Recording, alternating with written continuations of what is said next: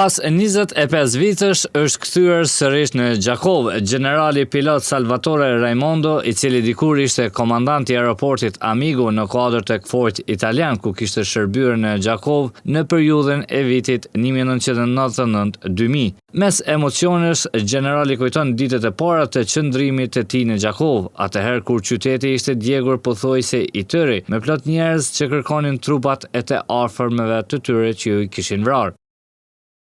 Ricordiamo la popolazione triste, i morti, i caduti. Ne kujtojmë se si para 26 viteve këtu kishte të vdekur. Kishte njerëz të trishtuar që kishin të afërmit të vdekur dhe gjithçka pothuajse ishte e djegur. Po ashtu edhe qendra e qytetit ishte e djegur. E kjo për ne ishte shumë e dhëmshme dhe e vështirë. Me të ardhur këtu kemi filluar të ndërtojmë aeroportin, por para kësaj kemi bërë asistent tek njerëzit duke i ofruar edhe shërbime spitalore, rregullimin e energjisë elektrike, ndërtimin e rrugëve dhe urave, bashkë me ushtarët tonë italian.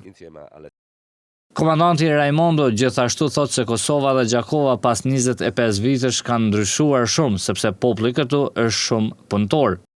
Popolo kosovare è un popolo forte, un popolo generoso, un popolo di lavoratori. Gjakova, por dhe tërë Kosova ka popullin bujar që e don punën dhe punojnë shumë për sigurisht që ka ende për të bërë. Gjakova dhe Kosova dëshirojnë të shkojnë përpara me paqe dhe zhvillim, të jenë pjesë e popujve dhe Bashkimit Evropian, dhe aeroporti i Gjakovës duhet të jetë një aeroport që mund të shfrytëzohet për komercial, për turizëm. Mund të përdoret përveç ushtarak, por edhe mund të përdoret edhe për civil. E po ashtu mund të jetë zbritje emergjente kur nuk mund të zbresin në Prishtinë, Shkup e Tiranë, mund të zbresin dhe në Gjakovë, sepse ka një teknologji fantastike të aeronautikës. Ai tash ka ardhur si vizitor në Gjakov, edhe kur është fjala për ndryshimet, generali thot se ai ka pritur këto ndryshime.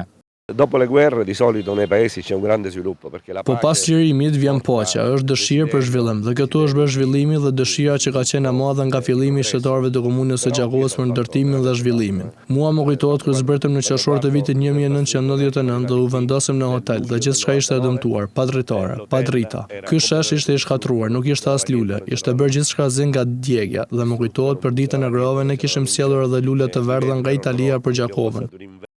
E generali thot se Gjakovën e ka në zemër dhe kërkon që edhe shumë të shkojë përpara.